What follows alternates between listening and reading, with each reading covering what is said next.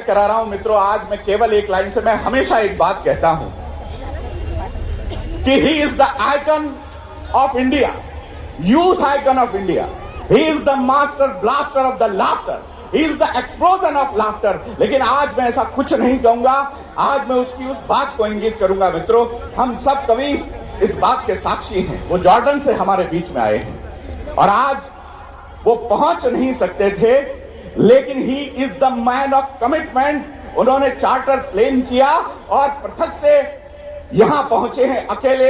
ये उनका कमिटमेंट है, ये उनकी प्रतिबद्धता है, ये आपके प्रति विश्वास है, ये आपके प्रति मोहब्बत है। मैं चाहूंगा पूरा सदन एक बार हाथ उठाकर the youth icon of India Shailesh Lodha के लिए जरा जोरदार तालियां बजा दें। भाई शैलेश लोढ़ा।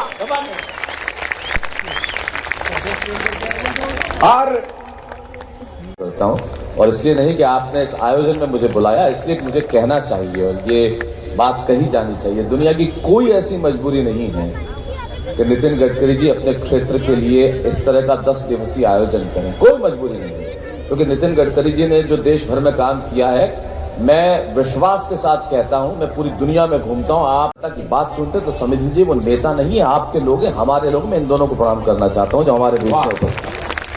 और आप दोनों ने कभी भी अपने नेता होने का एहसास किसी को नहीं कराया। आप यहाँ के हैं, यहाँ के निकले। देवेंद्र जी ने तो यहाँ की नगर परिषद पार्षद कहाँ से निकल के कहाँ तक पहुंचे, आप हमारे बीच में हैं। और नितिन जी को हम सारे ही लोग जानते हैं, कोई कहने की आवश्यकता ही नहीं है। बस एक बात कहूंगा नितिन जी, देश में सारे ही लोग आपको दुआएं दे रहे हैं, सिर्फ युवा प्रेमियों के अलावा। युवा प्रेमी आपको याद करके रोते हैं। आपसे पहले इस देश में परंपरा थी कि युवा प्रेमी अपनी प्रेमिका को मोटरसाइकिल पर बिठा के ले जाता था और सड़क पे जहां जहां गड्ढे होते थे उसमें गाड़ी डालने का प्रयास करता था। आपने गड्ढों को भर के उनके आनंद के क्षण छीन लिए।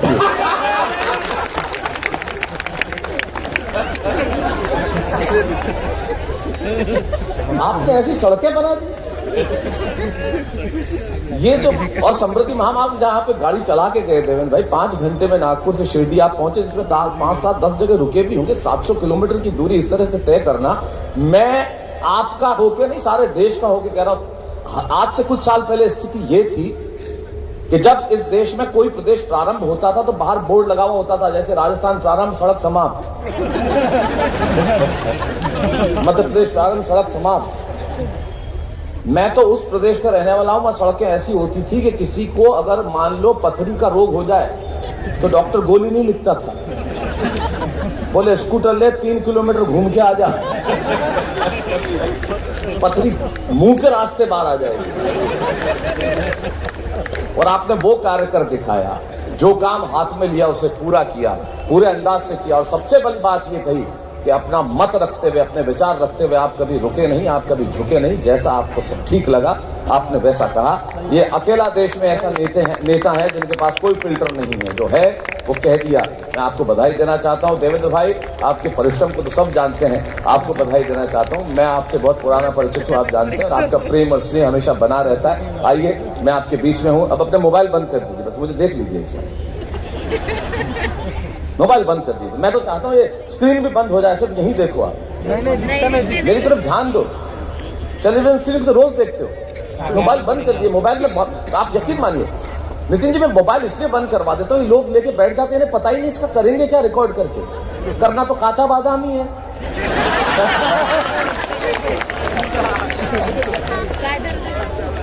और क्यों रिकॉर्ड करते हैं आप लोग? हम लोग इतने संवेदनहीन हो गए हैं कि किसी का एक्सीडेंट होता है तो हम बचाते नहीं, हम रिकॉर्ड करने लगते हैं। आने के लिए कूद रहे थे, लोग रिकॉर्ड कर रहे थे। हम उस वक्त में फायर ब्रिगेड को कॉल कर सकते थे, पुलिस को कॉल कर सकते थे, लेकिन हम रिकॉर्ड कर रहे थे। इस मोबाइल ने क्या नहीं छीना आपका, मैं इसलिए रखवा रहा हूँ, माता जी मुझे क्षमा करें, आप तमाम लोग यहाँ बैठ कर रिकॉर्ड कर रहे हैं, मैं इसलिए रखवा रहा हूँ जेब में कि सब कुछ तो छीन लिया मोबाइल ने आपका। आप समय इस पे देखते हैं, घड़ी छीन ली, आप तारीख उस पे देखते हैं, कैलेंडर छीन लिया, आप हिसाब उस पे करते हैं, कैलकुलेटर छीन लिया, इसने आप नोट्स उस पे बनाते हैं, कागज कलम छीन लिए, इसने रिश्ते छीन लिए। मुझे देखने का आनंद का एक क्षण बचा है, उसे तो बचा लीजिए, इसलिए देख लीजिए, रख दीजिए।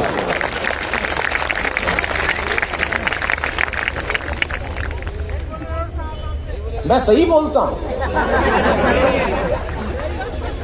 मैं बिल्कुल सही बोलता हूं, और इस वक्त आपके भीतर से जो बोल रहा है तो मैं तो मस्ती में आ जाऊं, वो याद करो। इतनी देर हो गई कवि सम्मेलन में, तालियां कम है, मैं तो प्यासा चला जाऊंगा, हाथ उठा के बजाओ, तुम्हारे बाप का राज चल रहा है।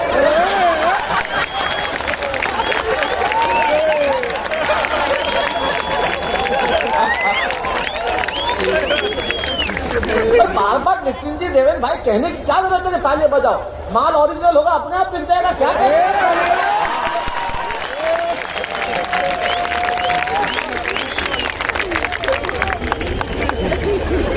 हद कर रखी है। ये तो इतनी लंबी और सुनाते हैं। ये पीछे से जो हाँ भैया कर रहा था ना माइक पे, वो एक इशारा था, कम कर, टाइम 10:30 तक का ही है, तू ही सुनाते रहेगा क्या? हाँ भैया आप तो ठीक है नितिन भाई, देवेंद्र भाई, एक कवि सम्मेलन में मुख्य अतिथि 90 साल के थे। अशोक चारण ने इतनी लंबी सुनाई कि फिर वो थे।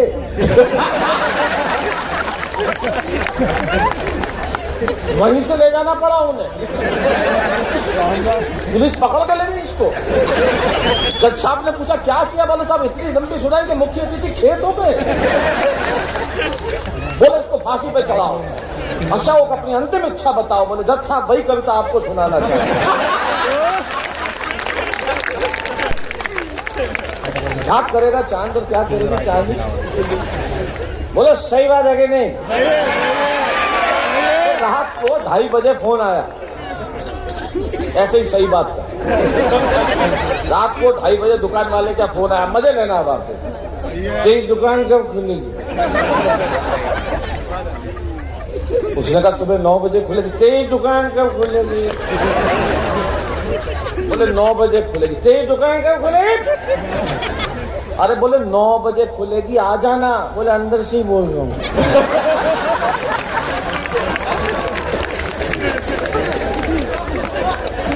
ये चीज ही ऐसी। वो 3-4 दोस्त सब खेल रहे थे, सबके फोन वहीं पड़े हुए थे, मोबाइल। और जी वो साड़ियों की सेल लगी है, 2 साड़ी खरीद लूंगा, 8 खरीद ले, आई लव यू। फोन काट दिया उसने। सामने वाले का बीवी से बहुत प्यार करते हो, प्यार किया, बाहर में मोबाइल किसका है?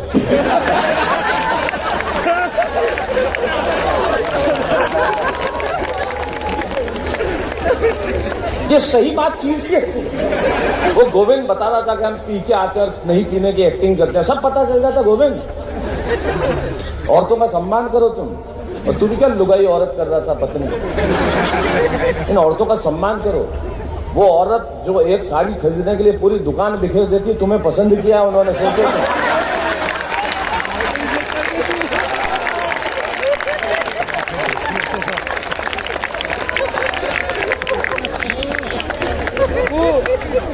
पता चल जाता है। एक वो किया हुआ नितिन भाई, देखिए आप लोगों की जिंदगी में ऐसे मौके, आप दिन भर इतने परेशान रहते हैं, इतने लोगों से घिरे रहते हैं, आपको हंसने का एक मौका आया, यकीन मानिए कितनी बड़ी बात है। मतलब आप लोग यहाँ बैठ के खिलखिला रहे हैं सबके साथ, ये अद्भुत है। ये क्षण हमारे लिए भी और आप लोगों के लिए अद्भुत क्षण है ये।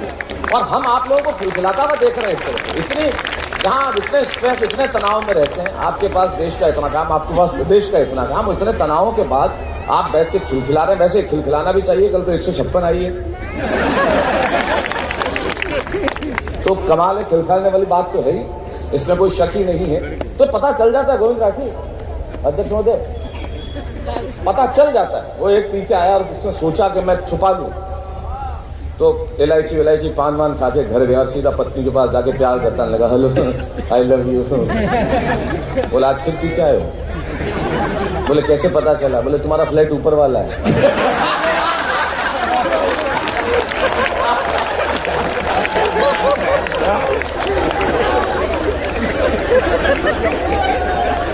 क्या करेगा चांद और क्या करेगी चांद?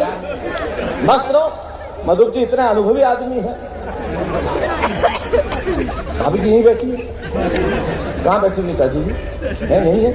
चाची प्रणाम करता हूँ, आप जहाँ भी बैठी हुई यहाँ से, क्योंकि आप इतने सालों से, इन्होंने तो कभी छुपाने की भी कोशिश नहीं की कि पीछे आए। मधुप जी आपके सिर्फ नागपुर गौरव नहीं है। मैं 10 साल की उम्र में हिंदी कवि सम्मेलन के मंचों पे आया था। और उस जमाने में आप ये हिंदी कवि सम्मेलन के संचालकों के मुंह से जितने जुमले सुनते हैं, वाह। 1985 मुझे अभी भी याद है, राजस्थान में कोटा कवि सम्मेलन, दशहरे का 1 लाख लोग इकट्ठे होते हैं, लाठीचार्ज हो गया बीच कवि सम्मेलन में। उसमें से वो कवि सम्मेलन निकाल के लेके आए और लाठीचार्ज के बाद मुझे प्रस्तुत किया। मैं 10-11 साल का बच्चा, उस वक्त 12-14 साल का रहा होगा, और लेकिन वो कवि सम्मेलन इतना सफल हुआ। मधु के उस जमाने में कवि सम्मेलन की सफलता की गारंटी हुआ करके इन्होंने एक सदी जी है, एक युग जिया है, और विदर्भ में हिंदी कविता की अलग को हमेशा जगह करके। और नवभारत आपने इतने समय तक आप अखबार में लिखते रहे जी, 50 साल तक रोज कविता लिखना आसान काम है। मैं चाहता हूं इनकी 5 दशक की यात्रा के लिए एक बार जोरदार तालियां। और आपके तो विद्यार्थी हैं सारे लोग यहाँ पे, जितने भी राजनीति में भी और तमाम लोग, मैं आपको बधाई देना चाहता हूँ।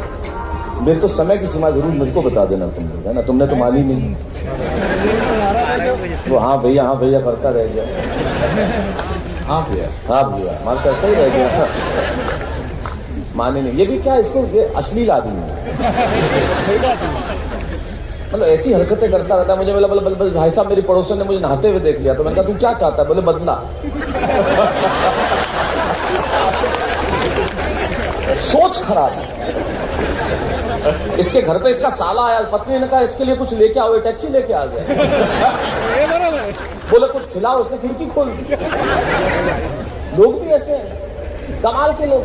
अच्छा, आपने तो पुल का काम इतना बढ़िया कर दिया। मुझे याद है, मुझे अभी भी याद है, मुंबई और पुणे का जो हाईवे जब आप थे, यहाँ पे मिनिस्टर हुआ करते, जो आपने बनवाया, और पहली बार शायद हिंदुस्तान में ऐसा हुआ होगा कि जब आपने उसको टुकड़ों में बांट के टेंडर आपने दिया था, और उसमें मेरे ख्याल से 1500 या 2000 करोड़ बचाए थे उस पूरे बजट में। ये शायद पहली बार हिंदुस्तान में ऐसा हुआ होगा। ये हिंदुस्तानी दिमाग ही कर सकता है ऐसा, ये दुनिया में कोई नहीं कर सकता। एक जगह था कि पुल बनवाना है, कई लोग चले गए साहब। मतलब ये संजय झाला, मतलब ये अलग तरह का दिमाग है। आपका दिमाग बचाने वाला है, इसका दिमाग कितना खुराफाती है। देखो, जब पुलिया बनाने का काम आया तो कोई पुलिया बनाना टेंडर, तो अमेरिका वाला आया, बोले साहब कुछ ज्यादा नहीं, मैं तो 6 करोड़ रुपए लूंगा। तो 6 करोड़ क्यों? बोले 3 करोड़ तो हमारी टेक्नोलॉजी के हैं और 3 करोड़ जो हमारे लेबर के हैं। चाइना वाला आया, बोले मैं 12 करोड़ लूंगा। तो 12 क्यों? बोले 6 हमारी टेक्नोलॉजी के, 6 लेबर के। ये आया, बोले साहब 26 करोड़ लूंगा।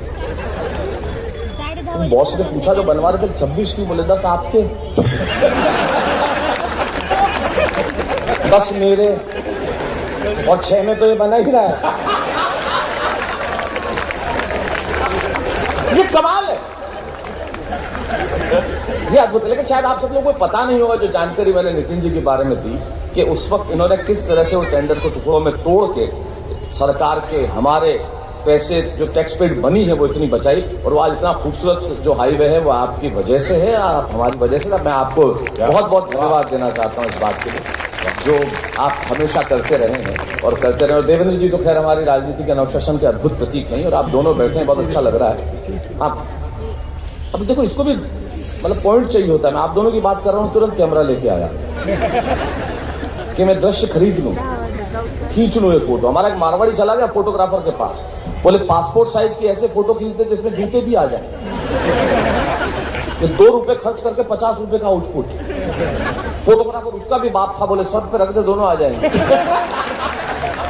एक से बढ़कर एक होते हैं हमारे लोग। लेकिन जो बात अशोक ने कही, मैं वहां से बात शुरू करना चाहता हूँ, तो आपसे जुड़ने के लिए था। अशोक ने जिस तिरंगे की बात की, अशोक ने जिन शहीदों की बात की, मैं लंबी कविताएं नहीं करता, मैं सिर्फ एक पंक्ति में कहना चाहता हूं। अगर आपको लगे कि इस देश के शहीदों के लिए इससे बढ़िया, इससे बेहतर बात नहीं की जा सकती, मैं सिर्फ एक पंक्ति कहता हूं कि जिस वक्त कोई सीमा पे शहीद होता है, तब क्या बीतती होगी उसकी मां पर। अगर आपको ठीक लगे ये बात कि एक पंक्ति में बात इस तरह से कही जा सकती है, तो मैं तब कहता हूं कि जिस दिन तू शहीद हुआ, जिस दिन तू शहीद हुआ, न जाने किस तरह तेरी मां सोई होगी। जिस दिन तू शहीद हुआ, न जाने किस तरह तेरी मां सोई होगी। मैं तो बस इतना जानूं, वो गोली भी तेरे सीने में उतरने से पहले रोई होगी। वाह वाह,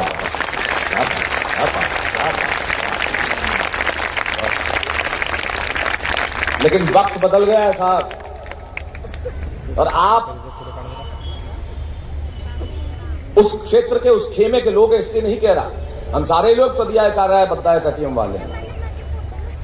रोक दूंगा मैं प्रभंजन जो प्रलय के गीत गाता। वाह, यह हिमालय से उठा मस्तक न झुकने पाएगा। और जब ये हिमालय से मस्तक उठता है तब कहने की इच्छा करती है कि वक्त बदल गया है साहब, वक्त बदल गया है। अब देश की सीमा पे खड़े सैनिक को गोली पूछ के चलाने की इजाजत नहीं है। उसे कहा जाता है कि अगर दुश्मन सामने आए तो ढेर कर दो। ये हिंदुस्तान की सीमा, इसकी रक्षा इसी तरह से की जाएगी। क्या बात है, वाह। अब इस देश में बताया जाता है कि एयर स्ट्राइक करके भी, घर में घुस के भी हम मार सकते हैं, और ये होना चाहिए। पहली बार आपने देखा होगा पूरी दुनिया के तमाम देश कुछ लोग बन के घूमते हैं अमेरिका के। याद कीजिए 10 दिन पहले की तस्वीर उस G20 की, जब बाइडेन साहब मोदी साहब के हाथ मिलाने के लिए तड़प रहे थे, पीछे आके किसी तरह से हाथ मिलाने के लिए। ये नया हिंदुस्तान है, ये 140 करोड़ लोगों की ताकत। और ये ताकत इसलिए है कि वक्त बदल गया है। तब मैं कहता हूं कि सच है, पूरी दुनिया सुन ले, पूरी दुनिया सुन ले कि क्या कहता है 140 करोड़ों का देश है। तब ये देश अब वो देश नहीं रहा जो अमेरिका की तरफ देखा करता था कि हम अपनी रक्षा कैसे करें। ये देश बदल गया है, और जब देश बदल जाता है तो ये पंक्तियां होती है कि सच है। आप तो गडकरी साहब एक ही बात पूछिए ना कि जो पदयात्राएं कर रहे हैं, बोले किसकी बनाई सड़क पे कर रहे हो?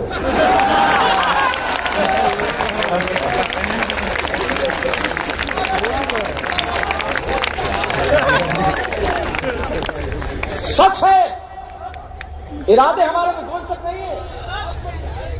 सच है, इरादे हमारे विध्वंसक नहीं है, और अकारण युद्ध के हम भी प्रशंसक नहीं है। ये 140 करोड़ों का देश पूरी दुनिया को एक भाषा बोलना चाहता है।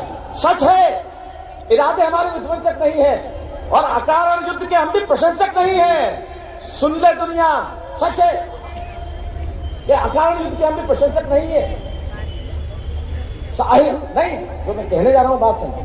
सच है कि इरादे हमारे विध्वंसक नहीं है, अकारण युद्ध के हम भी प्रशंसक नहीं है। और सुन ले पूरी दुनिया, अहिंसक है हम, नपुंसक नहीं है। वाह।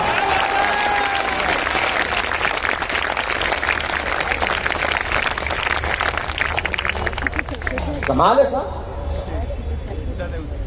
भारत जोड़ो वो बोल रहे हैं, जिनके साथ खड़े हुए लोग ये बोलते थे कि भारत तेरे टुकड़े होंगे। वाह। तब भारत जोड़ने की बात करता हूं। बचपन में कहानी सुनी थी कि क्लास में टीचर आए और नर्सरी क्लास के बच्चों को हिंदुस्तान का नक्शा दे दिया और कहा इस नक्शे को फाड़ दो, जो सबसे पहले जोड़ेगा उसे इनाम दूंगा। एक बच्चे ने 10 सेकंड में हाथ खड़ा कर दिया कि सर मैंने नक्शे को जोड़ दिया। बोले किया कैसे? बोले मैंने कुछ नहीं किया सर, मैंने हिंदुस्तान के नक्शे को पलट दिया। नक्शे के पीछे एक आदमी बना हुआ था, मैं आदमी को आदमी से जोड़ता चला गया, हिंदुस्तान अपने आप जोड़ता चला गया।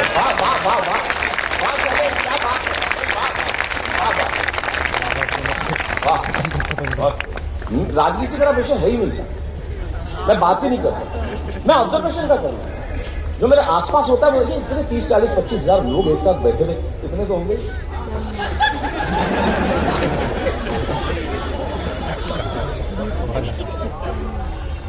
एक साथ हिंदी कविता, आप यकीन मानिए गडकरी साहब, देवेंद्र फडणवीस साहब, आप बुला लीजिए किसी को भी। आप 11 दिन का महोत्सव करते हैं, 10 दिन का महोत्सव करते हैं। इस देश में 200, 500 करोड़ की फिल्म बनती है साहब। 10 मिनट के अंदर आदमी फ्लॉप करके बाहर निकल आता है। लेते होंगे 100 करोड़, लेते होंगे 150 करोड़। हमारे पास कोई ग्लैमर नहीं है, लेकिन 25,000 की जनता है सर्दी में अगर इस तरह से बिना हिले बैठी है, ये हिंदी कविता। तब पंडित गोपाल दास नीरज की एक पंक्ति में याद आती है, हमारे शब्द नीरज जी कि आत्मा के सौंदर्य का शब्द रूप है काव्य, मानव होना भाग्य है, कवि होना सौभाग्य। हाय क्या बात। और हम सच बोलते हैं, और ये सच बोला जाना चाहिए। सच क्यों ना बोला जाए साहब? अगर ये मंच सच बोलना छोड़ देगा तो आखिर सच कौन बोलेगा? राजनीति में सच बोलने वाले